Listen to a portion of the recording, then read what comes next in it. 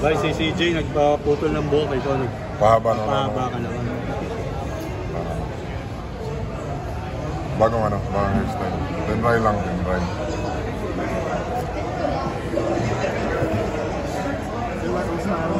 Preparation sa session? Okay naman.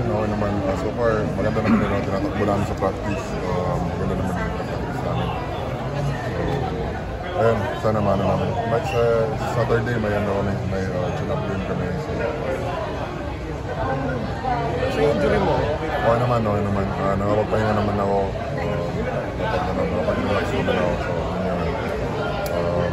ngayon, dahan-dahan muna sa practice. Pero, sabi sa tingin nyo ngayon dahil kayo defending champion? maganda naman yun, maganda yung pinapractice namin. Wala naman nawala sa amin. May nadagdag na 2-3 players. Pero, yun, wala masyadong adjustment. Yun lang, kailangan namin pa-condition namin. Kailangan rin namin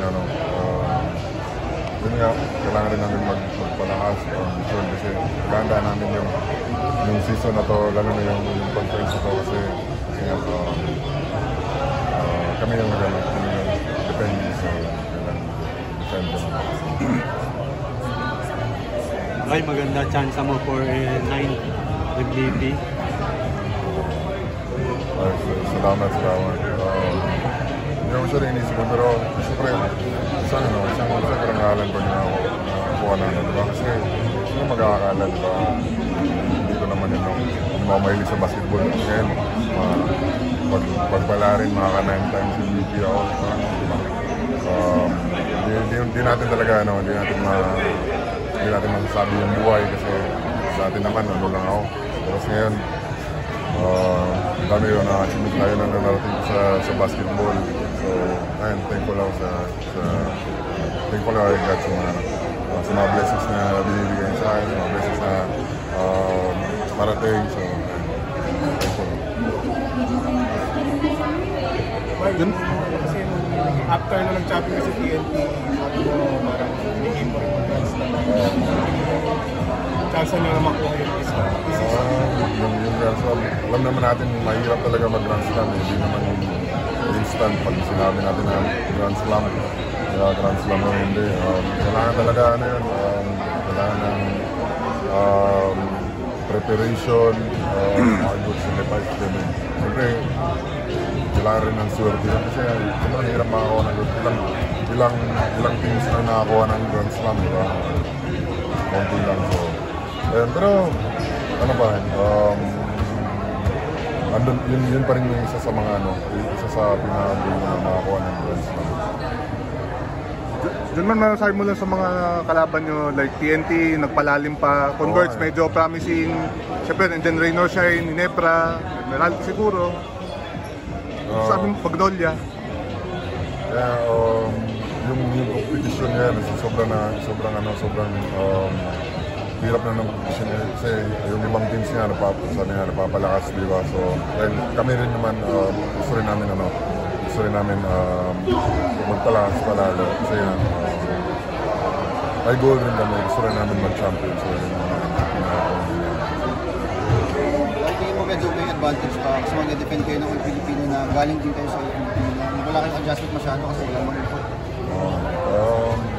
Pero yun nga, yung pressure nasa amin. Pero good pressure naman yun. Kasi defend namin yung ground. Pero yun nga, sabi nga ni coach ko na may target daw na sa back namin kasi kami yung defending champion. Pero gagawin namin lahat, mag-practice kami, maghahanda namin ng gusto yung practice namin. Excited na mga kalapit. Sino lang yung Sino? Excited daw na makasama siya. So far maganda yung pinapractice niya sa pati rin si Mantua at saka yung Justin. Maganda yun, pinapractice niya sa mga practice na. Sa bakasyon ba yun? Ano mo ginawa na? Okay, ano lang, chill lang, bundok, dagat. So,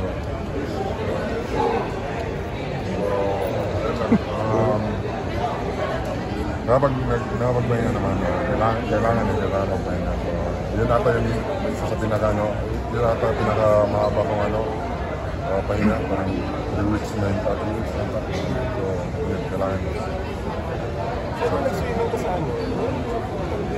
Nasa Oslo yun, sa Cebu lang yan, sa Cebu.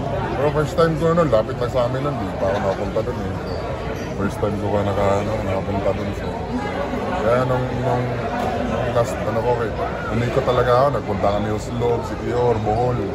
Nag-land trip lang kami.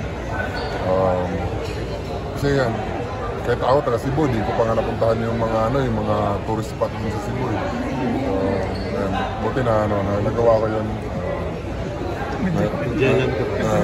Nagawa ko. Di ba ako nakapunta Magellan? Talaga lang. Nakadaan lang ako doon, pero hindi pa ako So, yun. Yung UC, yung Cebu Coliseum.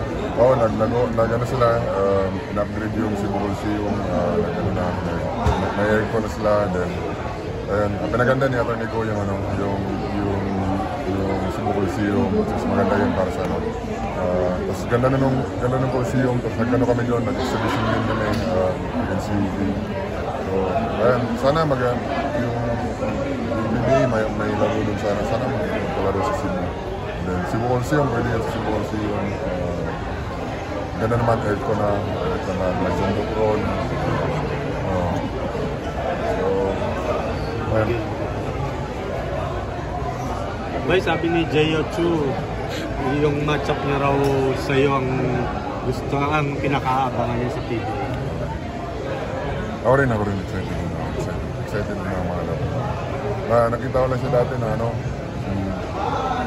nung gilas pa kami, sila ni Kai. So bilis ng panahon ngayon, sa PBA na siya. So, excited din ako mga laro. Okay?